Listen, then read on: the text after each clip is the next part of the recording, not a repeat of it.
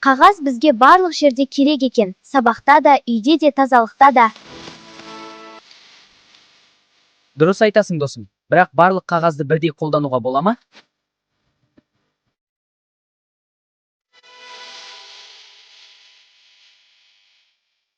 Ой, жарақаттаған қолым ашып тұр. Неге ашуы керек? Балалар, мен қаттымын. Менің түрім өте көп, бірақ барлығының сапасы бірдей бола бермейді. Бірақ мен барлық теріге жарамаймын. Сонда әр қағаздың өз ерекшелігі бар ма? Иә, әрқайсының өзінің ерекшелігі мен қызметі бар. Қызығы дұрыс. Иә, мені дұрыс таңдамаса адамға зиян келуі мүмкін.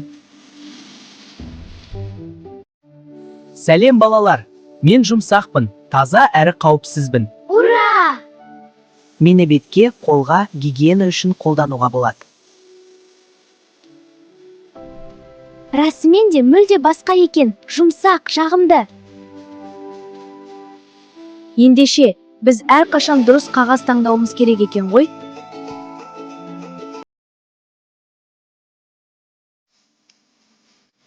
Балалар, сендер өте маңызды нәрсені түсіндіңдер.